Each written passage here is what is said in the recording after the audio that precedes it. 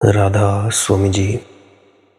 बाणी बाणी राधा स्वामी दयाल सतनाम सतपुरुष की।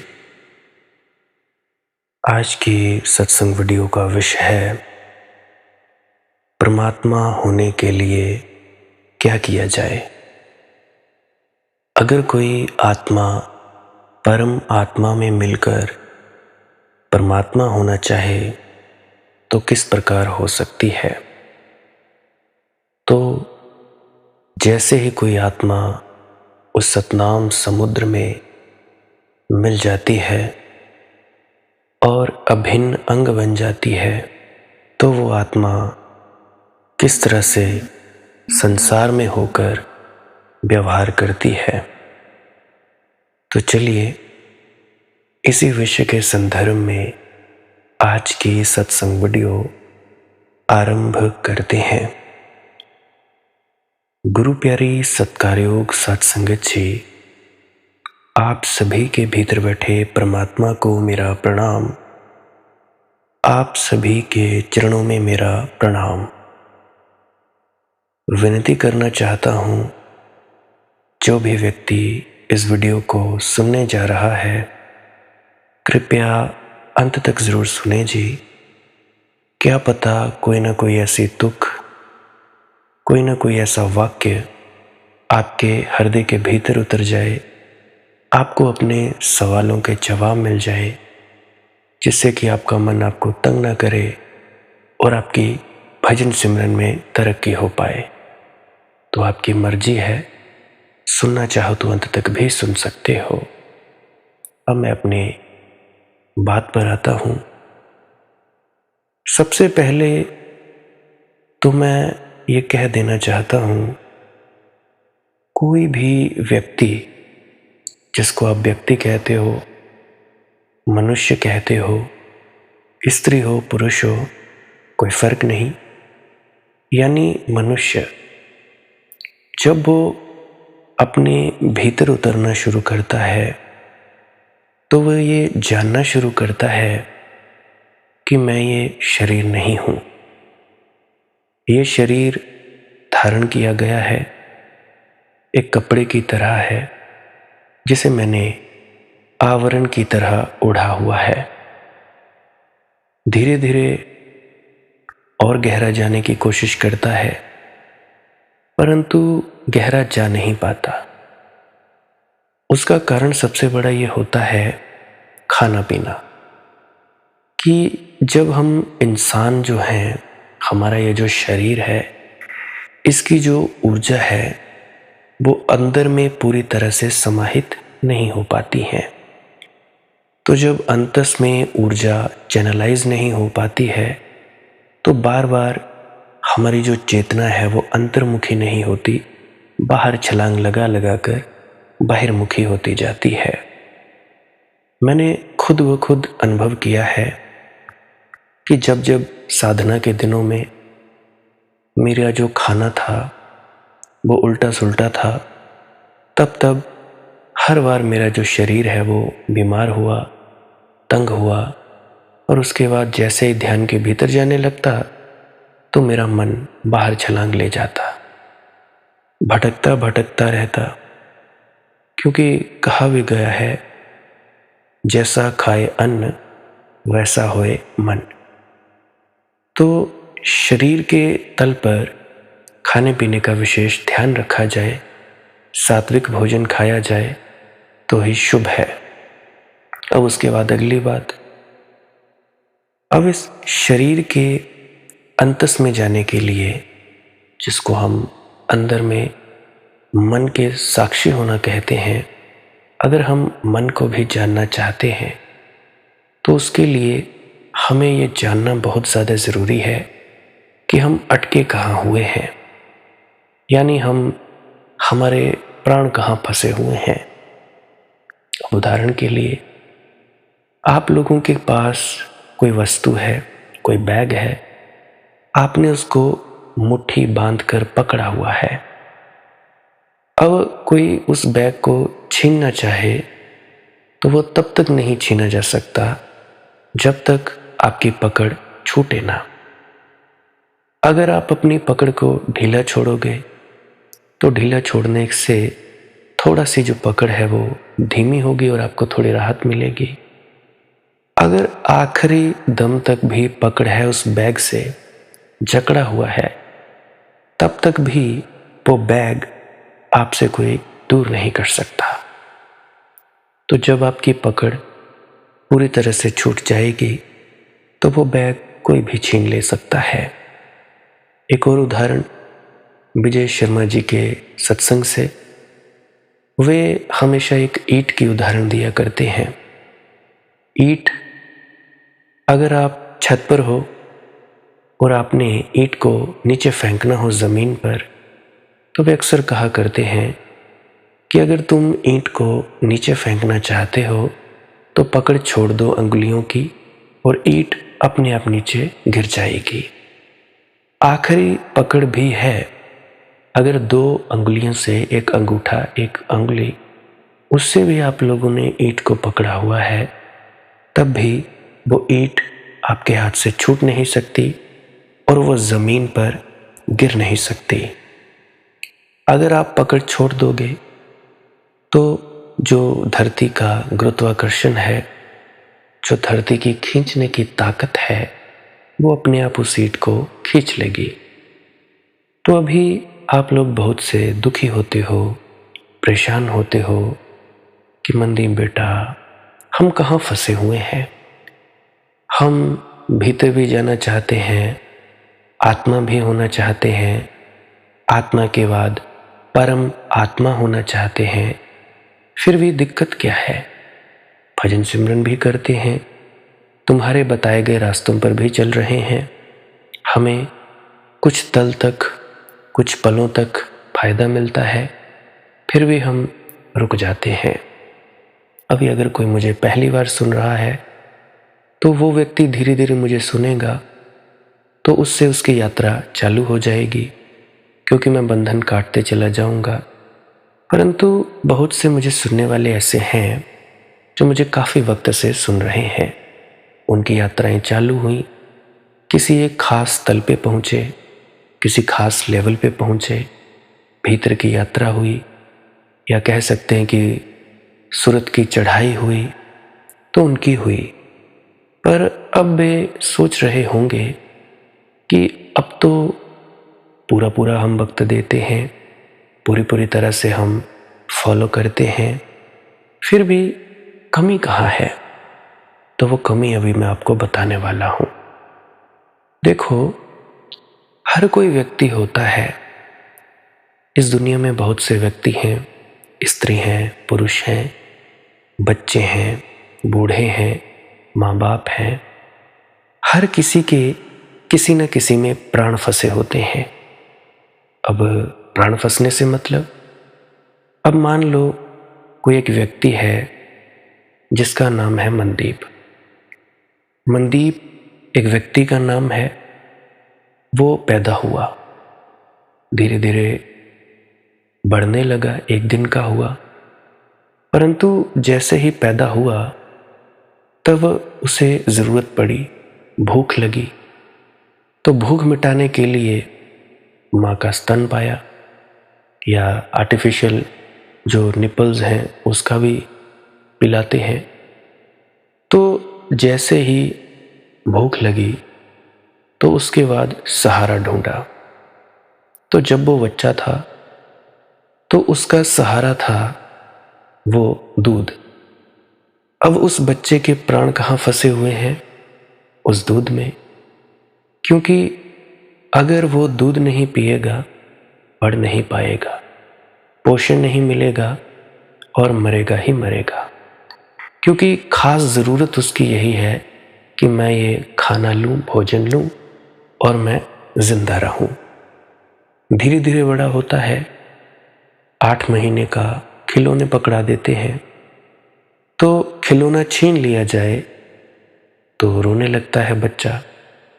तब उस बच्चे के प्राण फंसे हैं उस खिलौने में कि खिलौना छीन लिया जाए, बड़ा दर्द होता है, खिलौना वापस मिल जाए, बड़ा रिलैक्स होता है, खुश होता है। आप लोगों ने भी बच्चे देखे होंगे आसपास के, कोई जो चीज़ उनको पसंद है छीन ली जाए, बड़े रोते हैं, फिर से दे दी जाए, फिर से ठीक हो जाते हैं। धीरे धीरे बच्चा और बड़ा होता है। बड़ा होते होते उसकी ज़रूरतें बढ़ती हैं। ज़रूरतें चलो ठीक है बढ़ती हैं, परंतु जब वो आसपास देखता है तो ज़रूरतों को हटाकर इच्छाओं में जीने लगता है। ज़रूरत कुछ होती है और इच्छा कुछ करता है। ज़रूरत होती है एक कार की या साइकिल की। मान लो ज़रूरत होती है साइकिल की, तो मांगने लगता है कि मुझे बाइक चाहिए। ज़रूरत होती है बाइक की, कार मांगता है। ज़रूरत होती है कार की, 20-20, 30-30 लाख की कार मांगता है। तो ज़रूरत नहीं होती, फिर भी प्राण फंसे होते हैं। और बड़े होते हैं, शादी हो जाती है या शादी से पहले बच्चा टीनेज में होता है, 13, 14, 15, 16, 17। तो जब बच्चा इतनी उम्र का होता है तब पढ़ाई भी होती है और बच्चे की गर्लफ्रेंड या बॉयफ्रेंड बनते हैं, महिला मित्र या पुरुष मित्र बनते हैं। तो उसके प्राण उसमें फंसे होते हैं। फ़ोन नहीं उठाया, बात नहीं की, तो वो बार बार सोचता है, जो बच्चा चाहे स्त्री हो या पुरुष हो, कि क्यों नहीं हुआ। तो उसके प्राण फंसे हैं उसमें। जैसे ही फ़ोन आता है या मैसेज आता है, सांस में सांस आती है कि ओहो हो शुक्र है, अब आया सुकून, रिलैक्स हो जाता है। और बड़ा होता है बच्चा तो शादी हो जाती है। शादी होती है तब उसके प्राण पत्नी में फंसे होते हैं, क्योंकि अगर पत्नी में या पति में प्राण नहीं फंसते तो मरने पर दुख क्यों होता। दुख तो तभी होता है ना जब प्राण फंसे हैं। तो बच्चा जो है बड़ा हुआ, शादी हुई और बच्चे हो गए, पैसा कमाने लगा। कईयों के प्राण पैसे में फंसे होते हैं कि मैंने उस फलाने मित्र को उधार दिया है तो उसने उधार दिया नहीं। सोचते रहते हैं। तो जैसे ही वो मित्र उधार वापस कर देता है तो बड़े ही ज़्यादा रिलैक्स हो जाते हैं। तो ये मैंने इतनी ज़्यादा उदाहरण इसलिए दी ताकि आप लोग ये देख पाओ कि आप लोगों के प्राण फंसे किधर हैं। क्या आप लोगों के प्राण आपके बच्चों में तो नहीं फंसे? क्या आप लोगों के प्राण आपकी माँ बाप, बेटा बेटी, पति पत्नी या रिश्तेदार या पैसा, इसमें तो नहीं फंसे हुए हैं? तो आप लोगों ने ये निरीक्षण करना है कि हम अटक कहाँ रहे हैं, हमारे प्राण फंसे कहाँ हैं। कई हैं वो अपने अतीत में, अपना जो घर है उसके फंसे हुए हैं। कुछ हैं जो घर की चीज़ों के भीतर फंसे हुए हैं। कुछ हैं जो स्त्रियां अपने कपड़ों के बीच, उनके प्राण फंसे हुए हैं। कुछ हैं जो अपने घर की चीज़ें बनाने में, ये मेरा है जी, ये मेरा है, मेरी बुआ जी खुद की, ये मेरा घर है, ये हमारा है, हमने बनवाया है, बड़ा घर ये भी मैंने बनवाया है। तो प्राण इसमें फंसे हुए हैं चीज़ों में। चीज़ टूटती है तो लोगों को ऐसा लगता है कि मैं टूट गया या मैं टूट गई। मोबाइल टूटता है, आईफोन 1.5 लाख का, 40,000, 50,000, मेरे ख्याल से 40-50 हज़ार से कम तो होगा नहीं कोई बढ़िया सा आईफोन। मैंने कभी चलाया नहीं, ना मैंने कभी रखा। तो यूँ मान लो कि 50,000 का आईफोन, तो आईफोन टूटता है या कुछ होता है, तुम लोगों को यूँ मालूम होता है कि मेरा हिस्सा कुछ टूट गया, तो उसमें आपके प्राण फंसे हैं। तो आप लोग देखो कि आप लोगों के प्राण किधर फंसे हैं। यहाँ तक कि एक और आप लोगों को सलाह देना चाहूँगा भजन सिमरन के लिए। उदाहरण देना चाहूँगा एक गमले में पड़े हुए पौधे और पानी की। मान लो कोई पौधा है, चाहे गमले में पड़ा है चाहे ज़मीन पर है, आप उसको पानी ही ना दो, क्या होगा? पौधा मर जाएगा। पानी बिल्कुल नहीं दिया, ना 1 दिन, 2 दिन, 3 दिन, धीरे धीरे पौधा सूख जाएगा और मर जाएगा अगर बारिश नहीं हुई। दूसरा केस क्या है, पौधे को पानी डालते जाओ डालते जाओ डालते जाओ डालते जाओ, जड़ें गीली हो गई, पौधा एकदम से बढ़ना शुरू हो गया, और डालो तो धीरे धीरे जड़ें गलने लगेंगी, फिर से पौधा सूख जाएगा। एक अति है कि आपने पानी डाला नहीं, दूजी अति है आप पानी ही पानी डालते गए। ये मेरे आप बीती है, व्यक्तिगत अनुभव है, अभी का मौजूदा 1-1.5-2 साल से मैं गमले मेंटेन कर रहा हूँ। गमलों में मैंने पौधे लगाए हैं, तो प्लास्टिक का गमला दे दिया गया मुझे, उसमें छेद भी बिल्कुल छोटा सा किया गया था।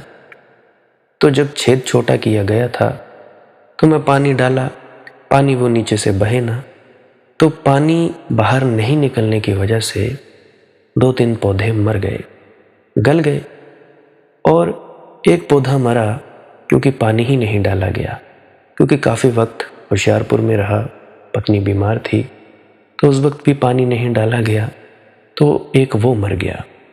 कुछ बचे, पता नहीं कैसे बचे। तो उदाहरण ये थी कि एक अति पर आप कुछ नहीं करते और दूजी अति पर आप कुछ करने लगते हो तो करते ही जाते हो।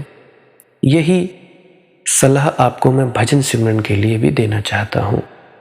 या तो आप लोग करते नहीं, या आप लोग अति पे अति करते रहते हो कि चलो ठीक है, जबरदस्ती घर के काम हैं, घर के काम और आपके भजन सिमरन में बैलेंस नहीं, जबरदस्ती करे गए।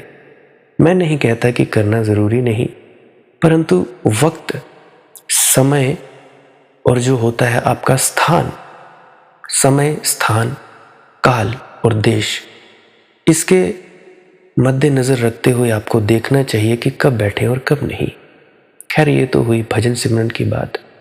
अब बहुत से हैं वो इस दुविधा में, इस चिंता में पड़े रहते हैं कि हाय हाय, आज तो मैं बैठा नहीं, आज तो मैं बैठी नहीं, क्या होगा क्या नहीं होगा, ये होगा जी वो होगा। ये ऐसी ही आदत है जैसे सिगरेट पीने वालों को, जैसे बीड़ी सिगरेट या तंबाकू का नशा करने वालों को, ऐसी ही बिल्कुल स्थिति है। अब कोई पूछे कि बीड़ी पीने से क्या होता है, कहेंगे बस आदत है, रिलैक्सेशन आती है, आराम मिलता है। अगर कोई पूछे कि आनंद आता है, कहेगा कि आनंद वानंद तो नहीं आता, फेफड़े ज़रूर खराब हो गए हैं, खांसी आ गई है, या कोई गांजा पीता है, कोई भांग पीता है, तो उससे दिमाग के तंतु ज़्यादा नष्ट हो जाते हैं। और क्या होगा, भांग एक दिन में 1 से 2, 2 से 4 बीड़ी पी सकते थे, अति कर दी, 20-20 पीने लगे, सिगरेट 20-20 पीने लगे, शराब की अति करने लगे। अति बहुत ही ज़्यादा खतरनाक है। तो ये वैसे ही हुआ कि भाई जैसे बीड़ी ना पीने पर तलब लगती थी, ऐसे ही भजन सिमरन न करने पर तलब लगती है। देखो, बात आपको मैं सीधी बैलेंस में लाने की कह रहा हूँ। अगर मेरी बात पर यकीन नहीं तो तुम लोग बाबा जी महाराज की भी बात सुन सकते हो, जो बैलेंस की बात करते हैं कि भाई हर चीज़ की अति ठीक नहीं, हर चीज़ में बैलेंस होना चाहिए, समभाव होना चाहिए। अगर बैलेंस नहीं है तो आपका सब किया कराया बेकार हो जाता है। बेकार हो गया तो फिर फायदा ही क्या। अब देखो, ध्यान में या भजन सिमरन में बैठने पर आपको आनंद आना चाहिए। ये नहीं कि आज नहीं बैठा गया तो बीड़ी ना पीने की वजह से तलब उठे या तंबाकू ना लगाने की वजह से तलब उठे कि क्यों नहीं किया। ऐसा नहीं होना चाहिए। बैठना है क्योंकि हमने कुछ नहीं चाहिए और आनंद में आना है। समझ पा रहे हो मेरी बात?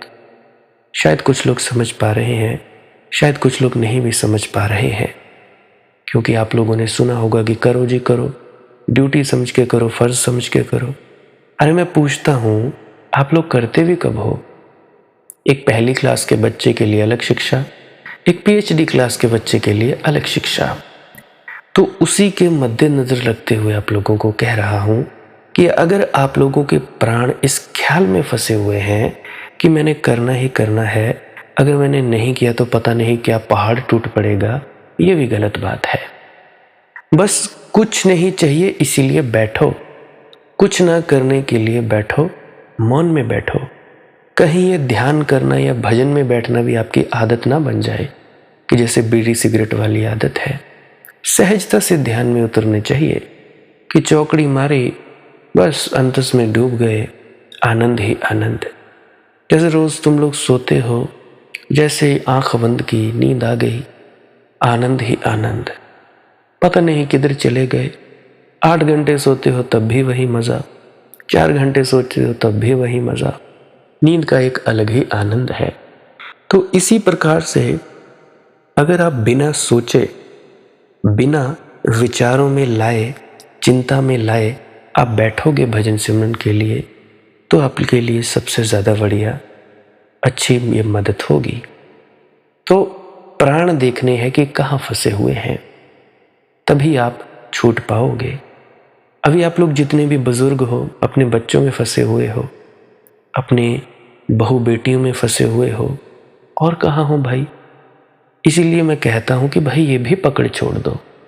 पकड़ छोड़ने से तुम्हारा बेटा कहीं भाग नहीं जाएगा, तुम्हारी बेटी कहीं भाग नहीं जाएगी, रहेंगे वहीं, परंतु तुम पकड़ छोड़ दोगे। रिश्ता वही का वही। तुम किसी के बाप हो तो बाप रहोगे, किसी की माँ हो तो माँ रहोगे। क्या फर्क आएगा? कुछ फर्क नहीं आएगा। फर्क इतना आएगा कि तुम जागरूक होते जाओगे और इस बंधन से समझकर मुक्त होते चले जाओगे। बांधा तुम लोगों को किसी ने नहीं है, तुमने अपने ही आप, अपने ही ख्याल से अपने आप को बांधा हुआ है। रस्सी तो है नहीं कि भाई को रस्सी है, तो अपने प्राणों को पहले छुड़ाओ समझ के। अगर तुम में समझ होगी, विवेक होगा, तो अपने प्राणों को छोड़ पाओगे, छुड़ा पाओगे उन लोगों में से या उन वस्तुओं में से, चाहे घर है, पैसा है, चाहे गाड़ी है, चाहे तुम्हारे बीवी बच्चे हैं, चाहे कोई भी शख्स है बाहरी दुनिया का। जैसे इससे छुड़ाओगे प्राण, झट से भीतर चले जाओगे। जैसे प्राण छूटेंगे तो नींद आएगी, नींद गहरी नींद आएगी, तो धीरे धीरे इस नींद से जागरूकता आएगी। यानी पहली अवस्था जागरूक, जागृता, या जो तुम आंख खोलकर देखते हो संसार को। दूसरा स्वप्न अवस्था, और तीसरा सुषुप्ति अवस्था। सुषुप्ति यानी गाढ़ी नींद। गाढ़ी नींद में अगर तुम जागृत हो गए तब वो कहलाई जाएगी तुरीय अवस्था। वाणी है स्वामी जी की, नाम तो है चौथे पद माही, ये तो ढूंढे त्रिलोकी माही। कि त्रिलोकी में, यानी ये जो बाहरी संसार है, जगत है, इसमें नाम नहीं है। नाम है चौथे पद में। चौथा पद है तुरीय अवस्था। जब गाढ़ी नींद में आप जग जाओगे, जागृत हो जाओगे, तब आपको नाम की प्राप्ति होगी। ऐसे नहीं। ये है तो काम बहुत सरल, परंतु आप लोगों को इतना उलझा दिया गया है, इतना कंफ्यूज कर दिया गया है, जिससे कि ये चीज़ें कॉम्प्लिकेटेड होती ही गई। और आप लोग बिल्कुल पता नहीं हम कौन सी मंजिल पर बैठे हैं, कहाँ पहुँचेंगे कहाँ नहीं। देखो प्रिय मित्रों, प्रेमी सज्जनों, कहीं भी पहुँचना नहीं है, बस होश में आना है कि मैं हूँ कौन। और मैं हूँ कौन ये जानने के लिए कुछ करना नहीं पड़ता।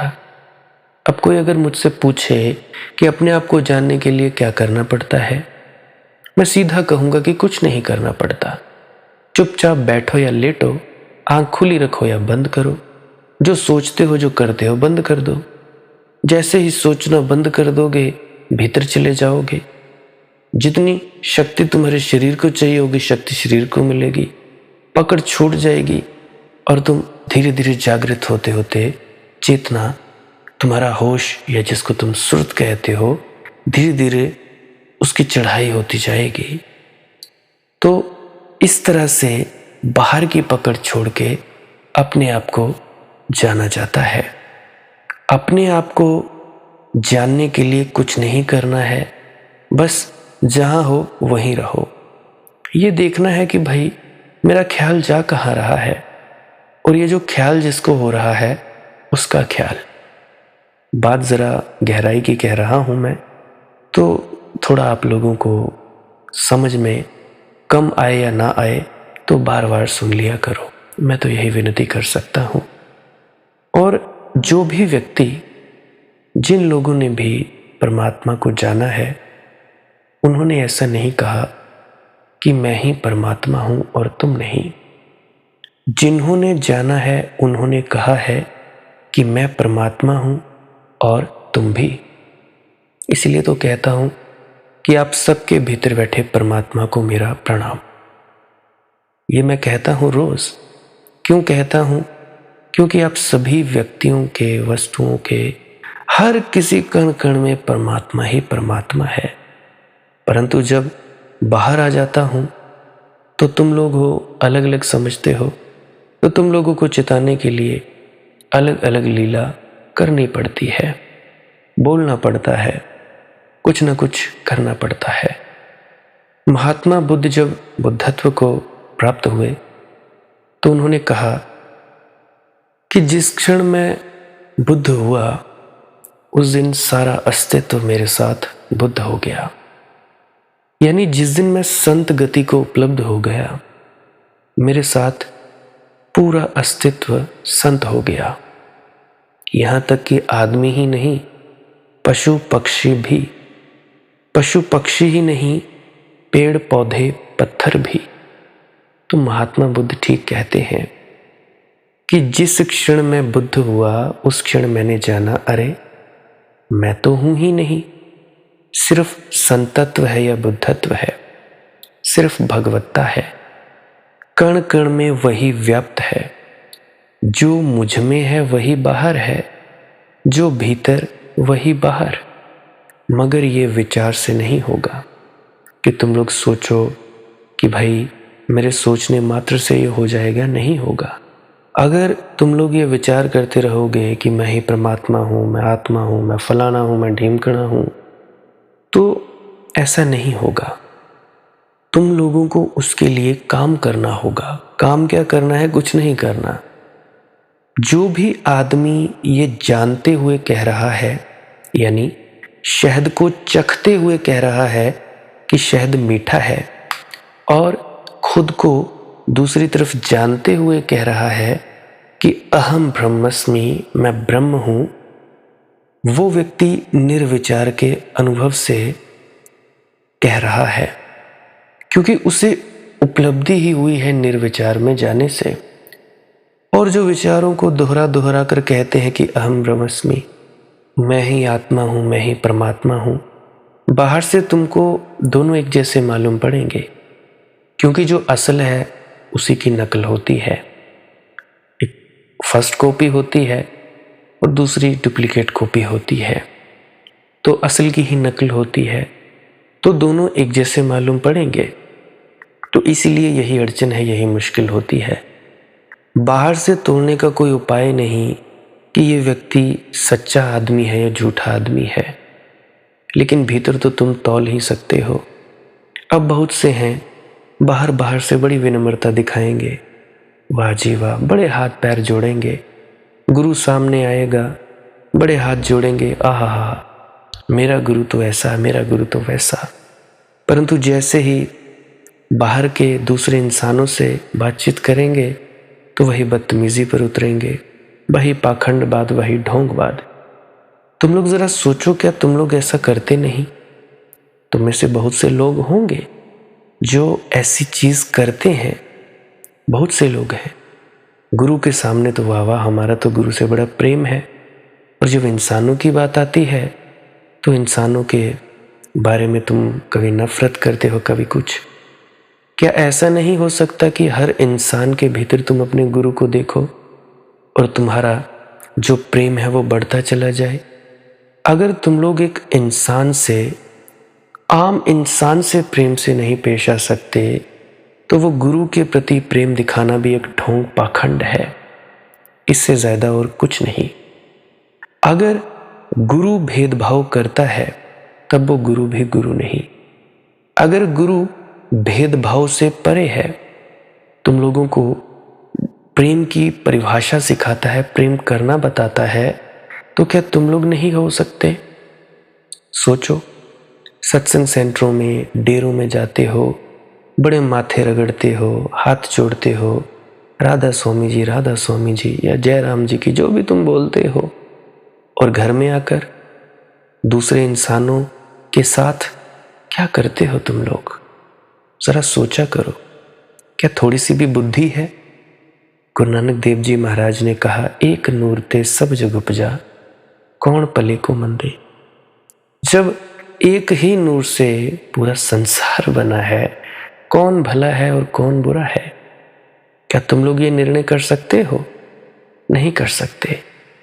तो भाई, इसीलिए मैं कहता हूं कि जैसा तुम लोग किसी गुरु के सामने पेश आते हो, वैसा ही जो तुम्हारे सामने इंसान खड़ा है, चाहे घर में चाहे संसार में, वैसा का वैसा ही बर्ताव करना सीखो। ऐसे पाखंडवाद से कुछ नहीं होगा। लाख चाहे तुम भजन सिमरन करो, लाख चाहे तुम समाधियां लगाते बैठो, अगर ये चीज नहीं आई तो बिल्कुल शून्य। क्यों कह रहा हूं? वो कहा जाता है कि God is love, love is God. प्रेम ही परमात्मा है और परमात्मा ही प्रेम है। तो ऐसा क्यों कहा गया? प्रेम ही परमात्मा। अगर एक आम इंसान से प्रेम नहीं, तो तुम्हारा गुरु के प्रति प्रेम भी झूठा है, पाखंडवाद का है। भागते रहो, जाते रहो डेरों में। साल में 19-20 भंडारे आते हैं, जाते रहो। और हर संडे तो सत्संग सेंटर में जा ही आते, 2 सत्संग होते हैं एक हफ्ते में। जाते रहो, करते रहो ढोंग पाखंड। क्या होगा? इस बेईमानी से तुम चले कहां जाओगे? कुछ नहीं होने वाला। इस बेईमानी के कारण ही तुम लोग आज तक बाहर ही बाहर उलझे हुए हो। गुरु आ गया जी, जय, वाह जी वाह, हमारे गुरु हैं जी, हमारे गुरु हैं, बाबा जी ने दर्शन देना है, हम सवाल जवाब सुनने जाएंगे। बाहर शर्म आनी चाहिए तुम लोगों को। आती भी नहीं, मेरे बोलने पर भी नहीं आती। इतने ढीठ लोग हैं, करें तो करें क्या? अपने आप को नहीं देखते कि हम कर क्या रहे हैं, क्या नहीं करना चाहिए और क्या करना चाहिए। बस हमारा गुरु दर्शन हो गए, पल्ला झाड़ के आ जाओ, पल्ला झाड़ के आ गए जी, और क्या करते हो? तो भाई, ये सब चीजें तुम लोग खुद ही भीतर से तौल सकते हो। गुस्सा तो तुम लोगों को बड़ा आ रहा होगा मुझ पर कि ये छोकरा कहता क्या फिरता है। सच की बात कहता हूं, सच की दवाई पिला रहा हूं। ईमानदारी के पास बड़े ही कम ग्राहक आते हैं, बेईमानों के पास लाखों की भीड़ है, लाखों की संख्या है। तुम लोगों को भाव बेचते हैं, कुछ ना कुछ बेचते ही रहते हैं, और तुम लोग पूरी जिंदगी भ्रम में होते हो। ऐसे न जाने पता नहीं कितने ही जन्मों जन्म तुमने गवा दिए। मुझे सूफी फकीर वाइजीद की एक कहानी याद आती है। सूफी फकीर वाइजीद मक्का की यात्रा से चला, मक्का की यात्रा को करने चला। उसके शिष्यों ने, उसके मित्रों ने 300 दिनार इकट्ठे कर दिए थे यात्रा के लिए। वह 300 दिनार लेकर गांव से बाहर ही निकला कि एक फकीर किसी झाड़ के पास पेड़ के नीचे बैठा था। उसने कहा, बाईजीद रुक तो, कहाँ जा रहा है? बाईजीद ने कहा कि जी मैं हज यात्रा को जा रहा हूँ, मक्का की यात्रा को जा रहा हूँ। काबा के पत्थर के 7 चक्कर मुझे लगाने हैं। और इसके साथ ही बाईजीद ने कहा कि मेरे पास 300 दिनार हैं, मेरे शिष्यों भक्तों ने इकट्ठे किए हैं।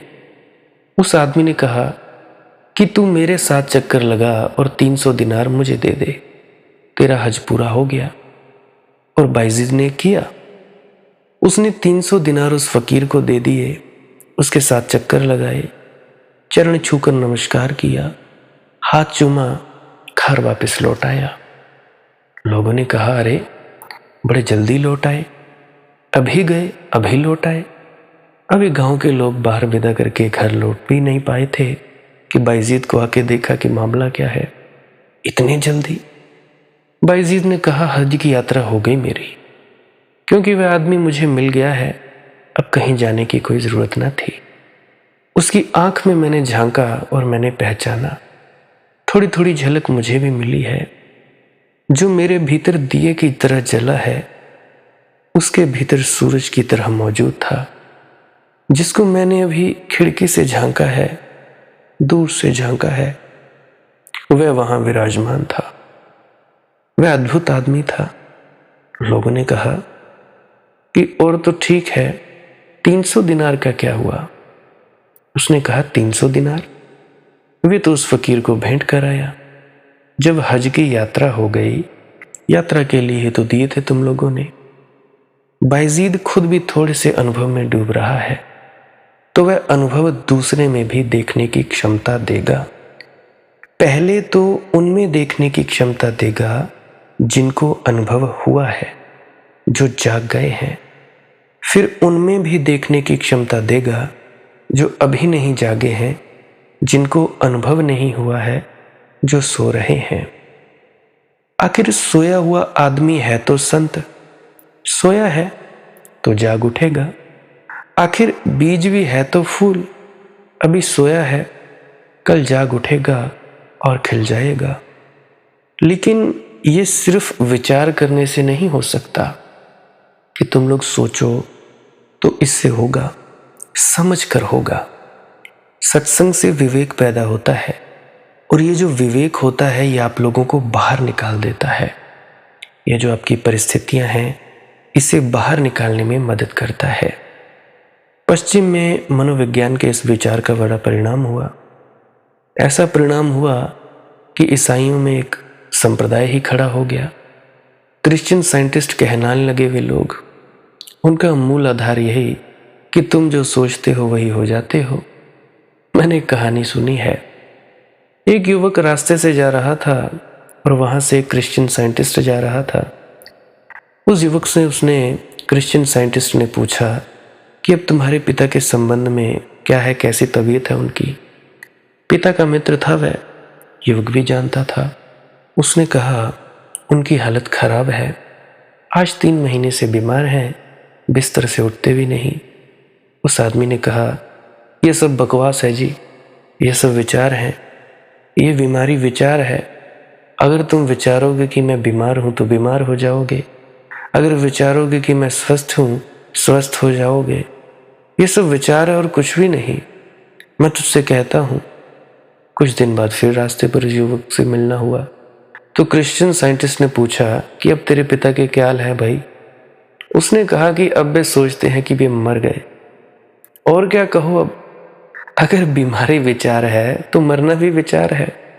अब सोचते हैं कि मर गए, क्योंकि वे सोचते हैं मर गए, इसलिए हमने दफना दिया। अब और करते भी क्या, सब विचार हैं।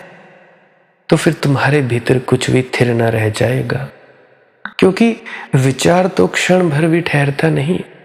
अभी सुख, अभी दुख, अभी खुश हो, अभी नाखुश हो गए, अभी नाच रहे थे, अभी चिंता में आ गए। तब तो तुम्हारी जिंदगी एक क्षण भंगुर धारा होगी अगर सोचते रहोगे। पानी के बबूले होंगे, और अगर तुम जोर से पकड़कर किसी विचार को संभाल भी लोगे तो विचार ही है, भूल मत जाना। मुझे कहानी याद आती है। एक सच्चे संत के पास एक फकीर को लाया गया जो 30 साल से सिद्ध समझा जाता था। उसके अनेक शिष्य थे।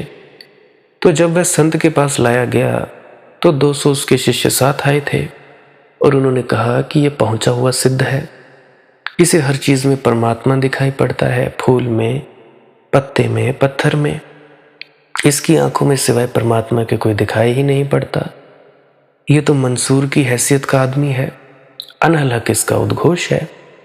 तो संत ने उसे कहा कि तुम जाओ और फकीर को मेरे पास 3 दिन के लिए छोड़ दो।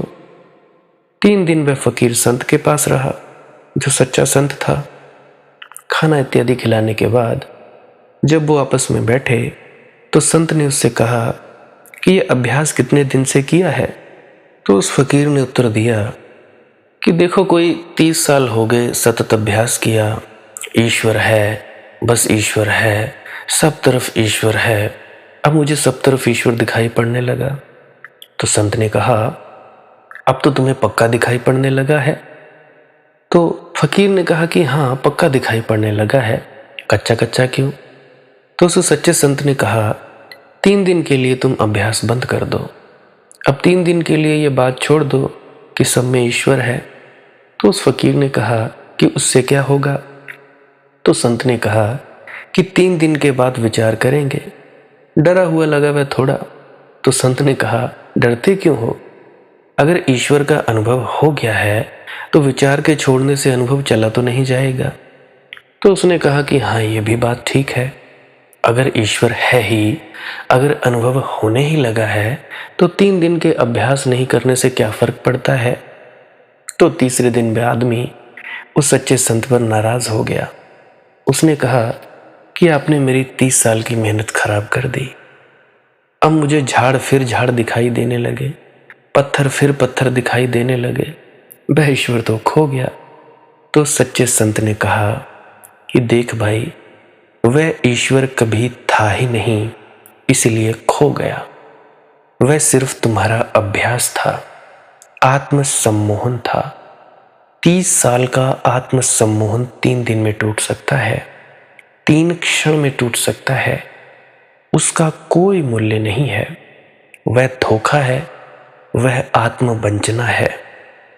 मैं ऐसी आत्मवंचना की शिक्षा नहीं देता हूं। मैं तुम लोगों से नहीं कहता कि तुम सोचो। मैं तुम लोगों से नहीं कहता कि तुम विचारो कि भाई मैं ही आत्मा हूं, मैं आत्मा हूं। मैं तुम लोगों को प्रैक्टिकल करने के लिए कहता हूं। मैं कहता हूं कि तुम लोग निर्विचार में चलो। तुम सोच को छोड़ दो। पहले सोच सोच के थक जाओ, फिर सोच को छोड़ो। तुम उस दिशा में आ जाओ जहां सोच विचार होते ही नहीं। फिर देखो, फिर जो दिखाई पड़े वह है, और उसे फिर तुमसे कोई भी न छीन सकेगा। मैं कोई तुम लोगों को मनोविज्ञान नहीं सिखाता। मैं तुम लोगों को अध्यात्म के बारे में प्रैक्टिकल कैसे हुआ है, प्रैक्टिकल कैसे हुआ जाता है वो बताता हूं। दुनिया के अधिकतर धर्म मनोविज्ञान पर समाप्त हो जाते हैं। दुनिया का बहुत थोड़ा सा हिस्सा अध्यात्म को छुपाता है, छू पाया है। बहुत थोड़े से संत पुरुष अध्यात्म को छू पाए हैं। अध्यात्म की मौलिक आवश्यकता है निर्विचार चैतन्य।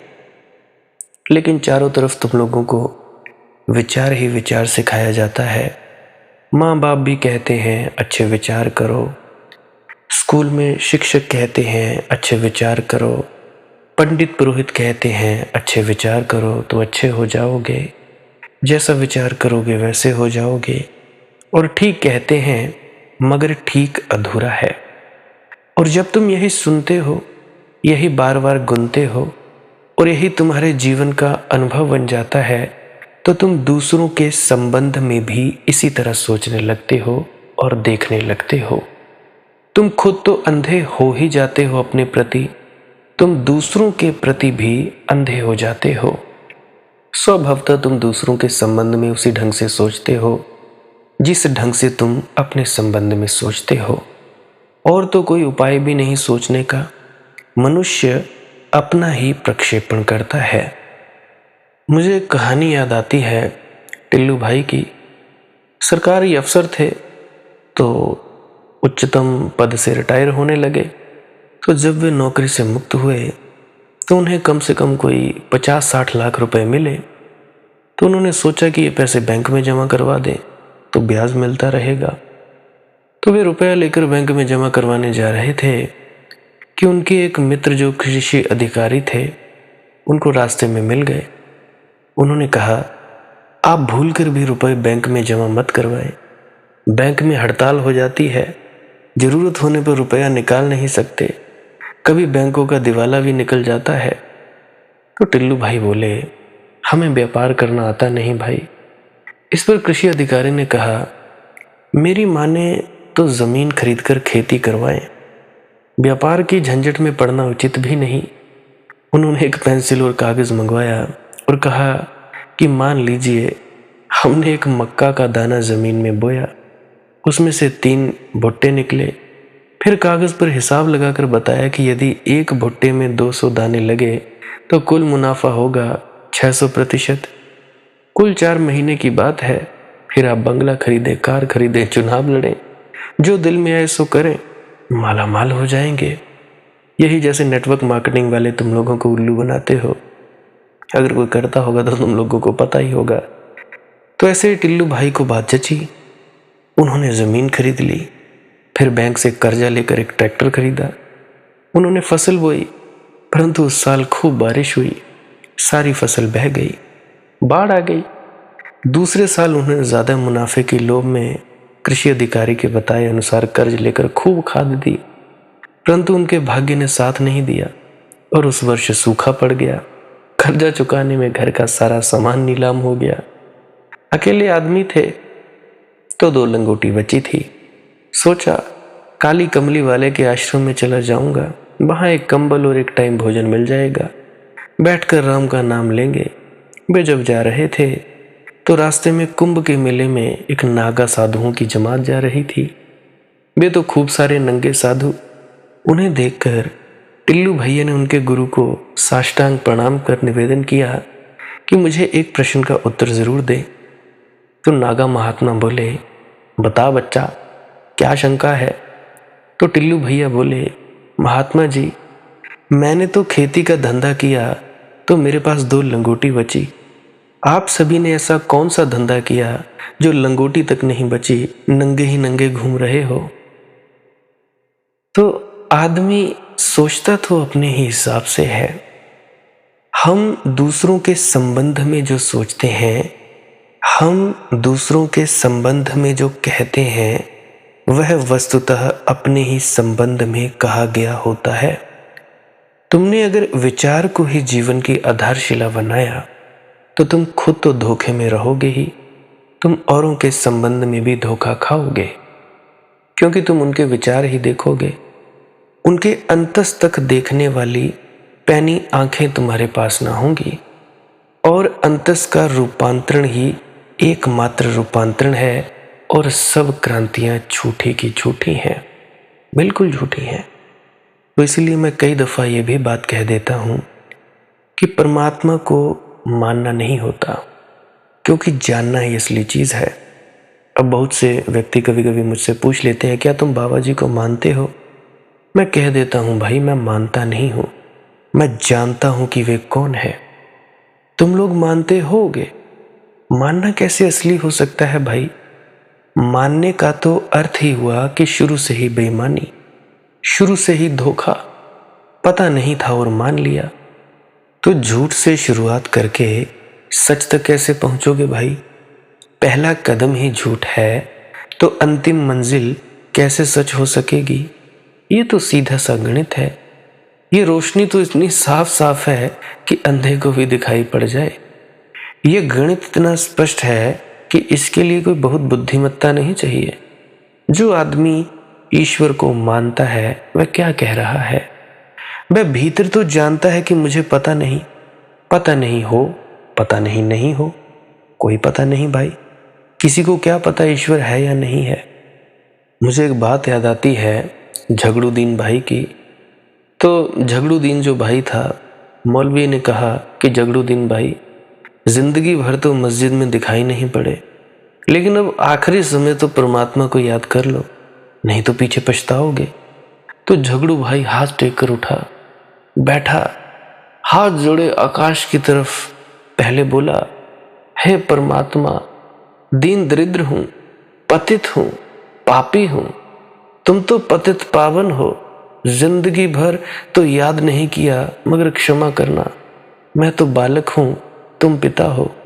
इसके बाद ये बात पूरी की, थोड़ी देर चुप रहा, फिर से हाथ जोड़े और आकाश की तरफ देखकर बोला कि हे महाशैतान, हे परम पिता, मुझ पर ख्याल रखना, मैं तो नासमझ अज्ञानी, मुझ पर दया करना।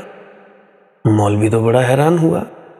ईश्वर से तो प्रार्थना उसने सुनी थी, लेकिन शैतान से? उसने बीच में ही झगड़ूदीन भाई को हिलाया और कहा कि होश में हो या भाई ऐसे ही बेहोशी में आ गए? तो झगड़ू भाई ने कहा, रोको टोको मत भाई, क्या पता किसके हाथ में पड़े। समझदार आदमी सबको मना कर रखता है। अगर हो ईश्वर तो ठीक, कहने को रहेगा। ना हो ईश्वर, शैतान हो तो ठीक, कहने को रहेगा।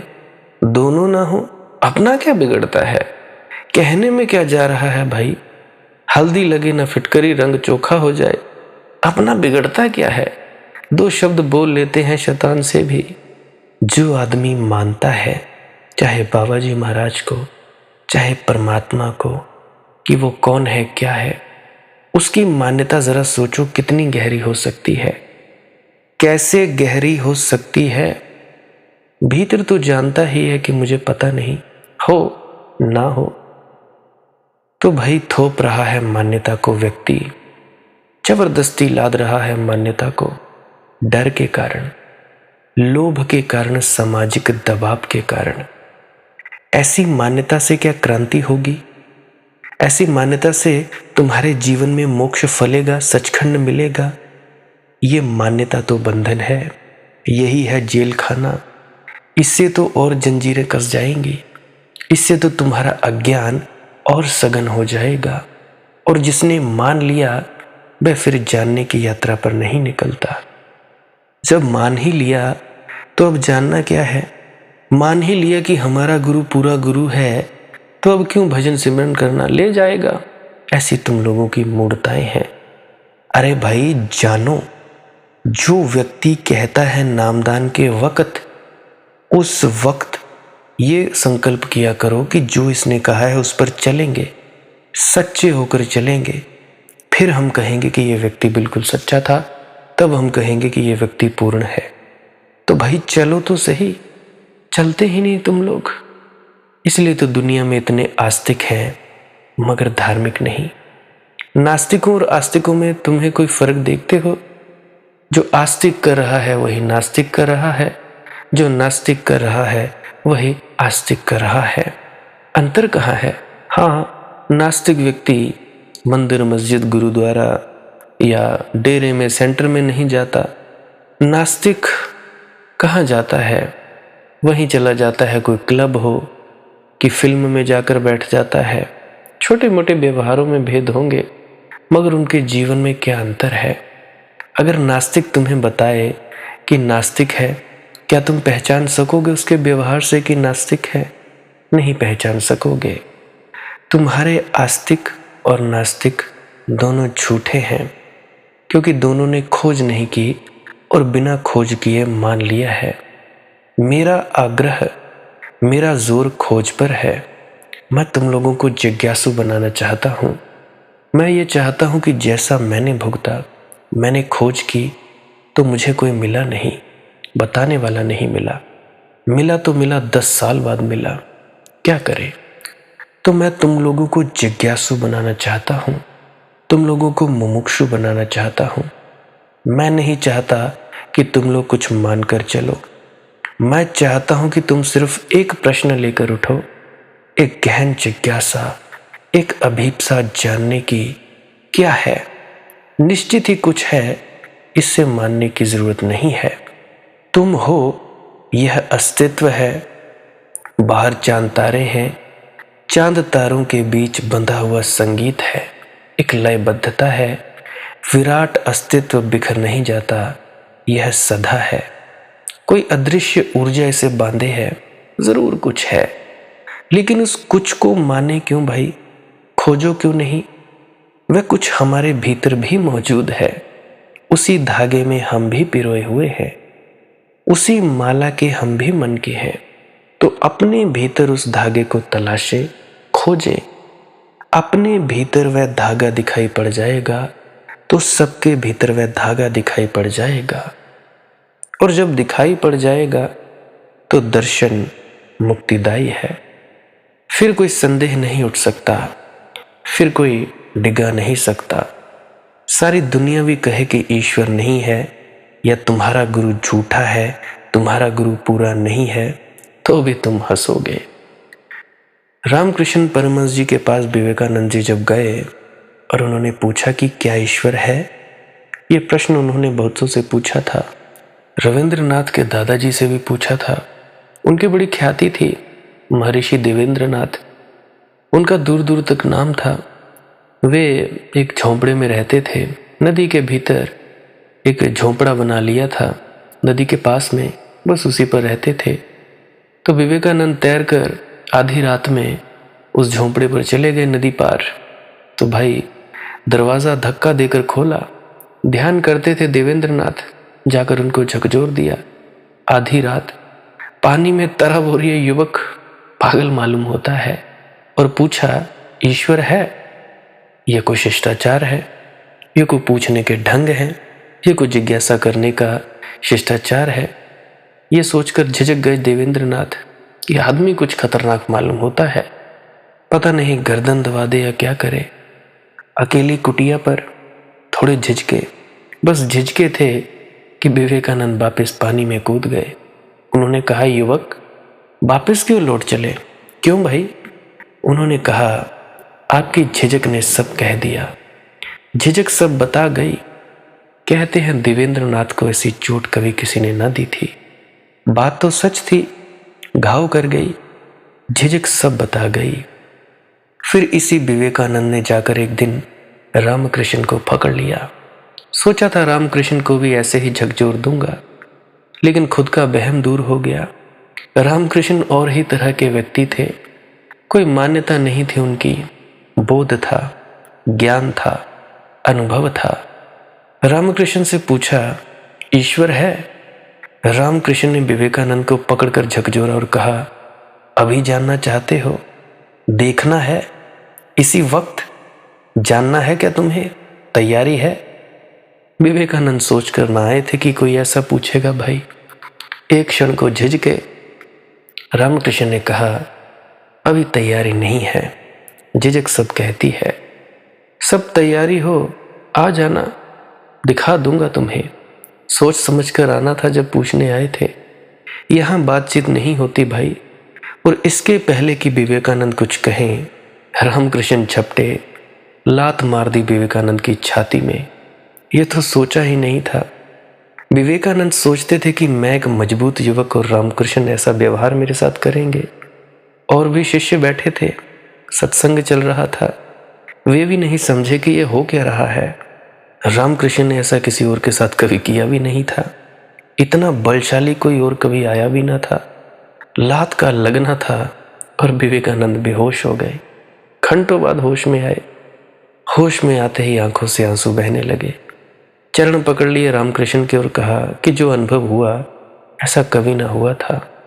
जो अपूर्व शांति देखी ऐसी कभी ना देखी थी। फिर सदा के लिए रामकृष्ण के हो गए। रामकृष्ण ने विवेकानंद को लात मारकर सदा के लिए अपना बना लिया। गए थे रामकृष्ण को हराने, पराजित करने, मिट कर लौटे। ईश्वर को जानना एक बात है, किसी संत पुरुष को जानना एक बात है, मानना बिल्कुल दूसरी बात है। मानते रहो, मानने से कुछ भी ना होगा, जिंदगी गवाओगे। इतना समय जानने में लगा दो तो परमात्मा दूर नहीं है। भीखा जी ने कहा, बहुत पास है, बस खोजने की त्वरा चाहिए, तीव्रता चाहिए, मगर खोजने की। मानते हैं कायर, खोजते हैं वीर। मानते हैं जो नहीं जानना चाहते हैं, मानना टालने का एक उपाय है कि हाँ हाँ भाई ईश्वर है, हाँ हाँ हमारे बाबा जी महाराज पूर्ण सद्गुरु हैं, अब सिर तो न खाओ। मानना टालने का एक उपाय है कि अच्छा अच्छा ऐसा ही होगा, कि ज़्यादा झंझट ना करो, चलो रविवार को सत्संग सेंटर ही हो आएंगे, कि कभी मंदिर की घंटी बजा देंगे, चर्च जाएंगे, कौन झंझट करे, कौन विवाद करे। तुमने ईश्वर को माना है, गुरु को माना है एक सामाजिक शिष्टाचार की तरह, लेकिन ये तुम्हारी कोई जीवंत आकांक्षा नहीं, अभीप्सा नहीं, ये तुम्हारे प्राणों की प्यास नहीं। तुम पानी को मानने से तृप्त नहीं होते, पानी को पियोगे तब तृप्त होगे। तुम और चीजें इस तरह नहीं मान लेते। अगर कोई तुमसे कहे कि मान लो कि तुम लखपति हो, तो तुम कहोगे कि भाई कैसे मान लूं, पहले लाख होने तो चाहिए, है कहाँ। मानने से क्या होगा भाई, और हंसी मजाक होगी दुनिया में। नहीं, तुम ऐसे नहीं मानते। कोई तुमसे कहे कि मान लो कि तुम बड़े पद पर हो, राष्ट्रपति हो, प्रधानमंत्री हो, मगर तुम ऐसे नहीं मानते। तुम कहते हो ऐसे मानने से क्या होगा, और पुलिस वाले पकड़ कर ले जाएंगे, और तो कुछ नहीं होगा। अब आखिर में एक कहानी कहूँगा, उसके बाद वाणी को विराम दूंगा। मैंने सुना है लाला झंडूराम कहा करता था कि वह किसी भी आदमी को बड़ी आसानी से लखपति बना सकता है। लखपति बनने के नेक इरादे से कई लोग उसके पास आने लगे, तो झंडू भाई ने कहा, लखपति बनना तो अत्यंत सरल है, लेकिन उसके लिए 3 शर्तें पूरी करनी जरूरी हैं। पहली शर्त यह है कि तुम्हें 15 दिनों तक मेरे साथ रहना होगा। यह कोई आसान बात नहीं थी। झंडू भाई के साथ 15 दिन तक रहना, तुम्हें पहले समझा दूं तो तुम्हें अर्थ समझ में आए। ऐसा हुआ कि एक आदमी के पास एक सड़ी भेड़ थी, जिसकी बदबू सारे मोहल्ले में घूमती थी। उसको मजाक सूझा। उसने पूरे गांव में शोर मचवा दिया कि भाई, जो आदमी भी घंटे भर इस भेड़ के साथ कमरे में रह जाएगा, उसको मैं 1 लाख रुपए इनाम दूंगा।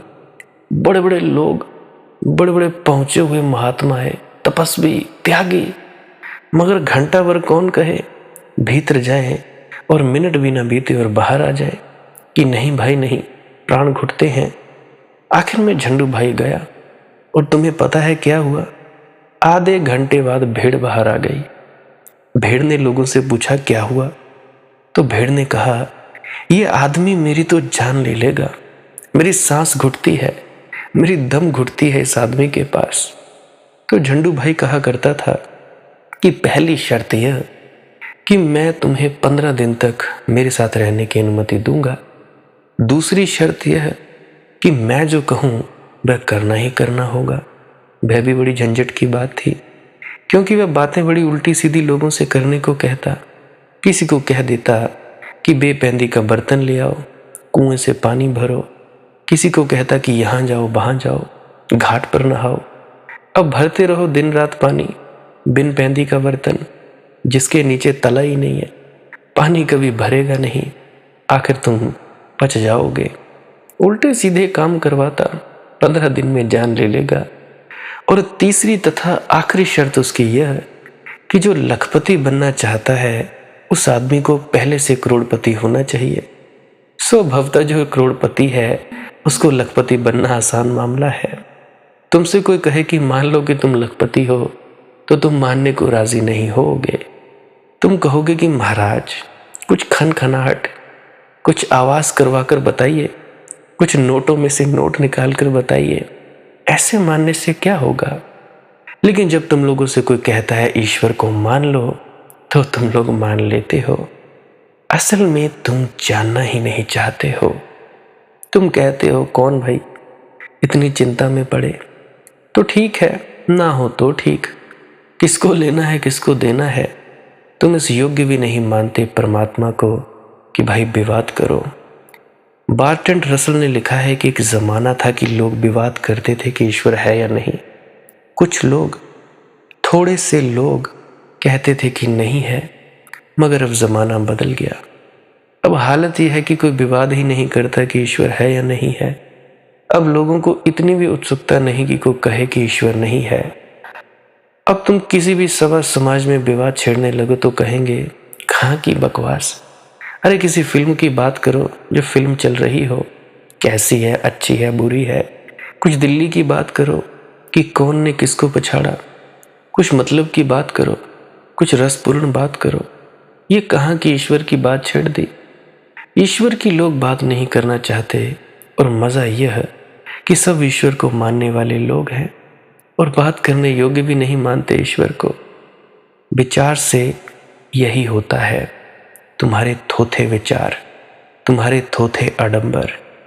मैं चाहता हूं कि तुम लोगों के जीवन में ईश्वर की किरण उतरे, तुम्हें ईश्वर का स्वाद मिले।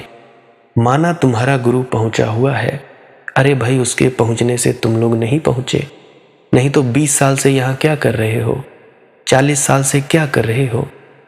अगर जन्मों जन्मों में नहीं मिलता परमात्मा, माना, तो ये जन्म आखिरी क्यों नहीं, ये जन्म आखिरी क्यों नहीं हो सकता। मैं चाहता हूं कि तुम उसे अमृत घट से पियो ईश्वर को, तुम उसके साथ लवलीन हो जाओ, तल्लीन हो जाओ, तुम उसके साथ उठो बैठो सो नाचो गाओ। इसलिए मैं ये नहीं कहता कि भाई तुम लोग सोचो विचारो, बस ऐसे ही नहीं, पूरी तरह से निर्विचार हो जाओ, ईश्वर की बात ही छोड़ दो, गुरु की बात छोड़ो कि पूरा है या अधूरा है। ये तुम कैसे निर्णय कर सकते हो। अंधा आदमी कैसे निर्णय करेगा कि प्रकाश है या नहीं, बहरा आदमी कैसे निर्णय करेगा कि धुन है या नहीं, ध्वनि है या नहीं। आंख की तलाश करो, कान की तलाश करो, जिस दिन आंख होगी तुम जानोगे प्रकाश है, जिस दिन कान होगा तुम जानोगे ध्वनि है, वही जानना रूपांतरणकारी होगा, वही जानना सार्थक है। इसलिए विनती है कि भीतर उतरा करो, भजन सिमरन किया करो, ध्यान में डूबा करो और श्वास क्रिया अवश्य करा करो। आज के लिए बस इतना ही। अगर किसी का कोई दुख तकलीफ है तो कमेंट सेक्शन में लिख सकता है। बाकी विनती है, मैसेज ज़रूर पढ़ लिया करो, रिप्लाई ज़रूर दे दिया जाता है। तो भजन सिमरन करिए, ध्यान में डूबिए, कुछ ना करने में अवश्य बैठते रहिए। भजन सिमरन क्या है? भजन और सिमरन दो अंग हैं। सिमरन है कुछ शब्दों का जाप करना जो आपको आपके सद्गुरु द्वारा बताए जाते हैं। कोई भी जाप हो सकता है, कोई भी शब्द हो सकते हैं। करना क्या है? किसी कमरे में बैठ जाइए, या रात को बैठ सकते हैं, सुबह बैठ सकते हैं, या जब भी आपको फुर्सत के लम्हे मिले बैठ सकते हैं। तो जब बैठें तो शरीर को बिना हिलाए डुलाए बैठना है। जो बैठ नहीं सकता तो वो लेट जाए, जो चौकड़ी नहीं मार सकता वो टांगे सीधी कर ले। कोशिश ये रहनी चाहिए कि ज़्यादा से ज़्यादा वक्त शरीर को बिना हिलाए डुलाए बैठा जाए। उसके बाद अपने शब्दों का जाप शुरू कर दें। आंख बंद रखें, आंखों पर ज़्यादा जोर नहीं लगाना है, कोई कष्ट नहीं देना है, नहीं तो सर में दर्द होगा और फिर आप लोगों को परेशानी हो सकती है। तो आपने क्या करना है? चुपचाप शांत होकर बैठे रहना है, शब्दों का जाप शुरू कर देना है। जितनी देर भी आप करना चाहो, आधा घंटा, पौना घंटा, 10 मिनट, 15 मिनट, या जितनी भी आपको आपके सद्गुरु द्वारा दिया गया निर्देश है, जितना निर्देश है उसका पालन कीजिए। और उसके बाद दूसरा स्टेप करना बड़ा ही ज़्यादा ज़रूरी है। वो क्या है? वो उसी अवस्था में बैठे रहें या आसन भी बदल सकते हैं। ये जो शब्दों का जाप होता है ये एकाग्रता के लिए होता है, ताकि मन की एकाग्रता आ जाए। और जब मन की एकाग्रता आ जाए फिर दूसरा कदम क्या है? धुन सुनने के लिए बैठना। चुपचाप बैठे रहें, आंख बंद है, शब्दों का जाप बंद कर देना है। और अगर कोई भी आपके गुरु महाराज है, उनको आप स्मरण कर रहे थे, याद कर रहे थे, आंखों के सामने शक्ल ला रहे थे, तो उसको लाना बंद कर दीजिए। शब्द धुन सुन रही है तो सुनते रहिए, आंख बंद करके अंधेरे में ही टिके रहें। टिके रहना है और ये इच्छा नहीं करनी है कि कुछ दिखे, कहीं पहुंचा जाए, परमात्मा को पाना है, ये करना है, वो करना है। याद रखें, ना कुछ समझना है, ना कुछ देखना है। ऐसे ही अज्ञानी होकर इसी अंधेरे में पड़े रहें। इसी अंधेरे में पड़े रहना है बस। उसके बाद जो होगा सो होगा। और अगर कोई अनुभव हो भी गया तो इससे ये नहीं कि अगली बार फिर से कामना करनी है कि ये वैसे ही हो। कामना ही सबसे बड़ी अड़चन है, इच्छा ही सबसे बड़ी अड़चन है, किसी चीज की तृष्णा करना ही सबसे बड़ी अड़चन है, मांग ही वासना है। अगर परमात्मा चाहिए तो कुछ नहीं मांगना है, चुपचाप बस बैठो, अपने आराम में बैठो, अपने विश्राम में बैठो। धीरे धीरे धीरे वो होगा जो होना चाहिए। अगर मैं ज़्यादा बोलूँगा तो आप लोग फिर से उसकी कल्पना कर लोगे कि जी ऐसा होता है, खंड ब्रह्मांड ऐसे होते हैं, चांद तारे दिखेंगे, फलाना ढिकाना। तो मैं ऐसा नहीं कहूँगा। मैं बस इतना कहूँगा, जो कुछ दिखता है, कुछ भी दिख जाए, वो मन है, वो माया है। जो नहीं दिखता वही आत्मा है, वही आत्मा में होना है। अब जैसा कि तुम लोग इसी अंधेरे में टिके रहोगे, टिके रहोगे, टिके रहोगे, तो कुछ दिनों के बाद या महीनों के बाद एक प्रकाश आएगा। वो प्रकाश पूरे शरीर में फैलता जाएगा और धीरे धीरे तुम इस प्रकाश के सहारे अपने आप में स्थित होगे। अब देखो, इस प्रकाश को देखने वाले भी तुम हो और इस शब्द धुन को सुनने वाले भी तुम हो। अब जो ये शब्द धुन को सुनता है और प्रकाश को देखता है, ये तुम हो। तो अपने आप में स्थित होना है, अपने आप को जानना ही सच्चा आत्मज्ञान है। खुद को जानना, खुद को जान लिया, मालिक को फिर जान जाओगे। तो इतनी सी प्रक्रिया है। और आगे आप श्वास क्रिया भी कर सकते हो। ये मुझे बताई गई थी विजय शर्मा जी द्वारा। वो एक उच्च कोटि के संत हैं, तो उन्होंने मुझे बताई और मेरा फर्ज बनता है कि आप सभी को बताऊं। वैसे तो मैं रोज रोज बताता हूं, फिर भी आज फिर से बता रहा हूं। श्वास क्रिया क्या है? नाक से सांस लेना है, मुंह से छोड़ना है। लंबा सांस लेना है नाक से और मुंह से छोड़ देना है। 15 मिनट करें, 20 मिनट करें, आधा पौना घंटा, जितनी देर भी आप कर सकते हो करें। करने के बाद करना कुछ नहीं है, चुपचाप आंख बंद करके बैठ जाना है। लेट सकते हो तो लेट सकते हैं, वो आपकी अपनी इच्छा है। नींद आ जाए तो सो जाना है, तो शरीर को कष्ट नहीं देना है। अगर सर घूमे घूमने देना है, अगर आपका शरीर कांपे तो कांपने देना है। उसकी आपने दिक्कत, परेशानी और चिंता नहीं लेनी है, ये सब होता ही है। और मरने से डर लगे तब भी नहीं डरना है, ये होता ही है। क्या कहा मैंने? 15 से 20 मिनट कर सकते हैं, उसके बाद चुपचाप बैठें और अपने भीतर अपने आप उतर जाओगे। ठीक है जी। प्रेग्नेंट लेडीज़ बिल्कुल ना करें, जिनको दिल की बीमारी है या गोलियां वगैरह खाते हैं वो भी बिल्कुल ना करें, और बाकी सब कर सकते हैं। जिनको नींद नहीं आती वो अवश्य करें, और जिनको थोड़ा डिप्रेशन रहता है वो भी अवश्य करें, और जिनके बच्चे थोड़े पढ़ाई में कमज़ोर हैं वो भी ज़रूर करें। बाकी आपकी मौज है, करना हो करिए, नहीं तो आपकी अपनी अपनी इच्छा है।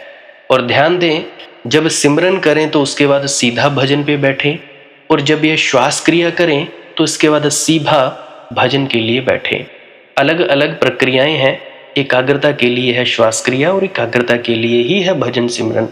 सिमरन भी एकाग्रता के लिए और श्वास क्रिया भी एकाग्रता के लिए।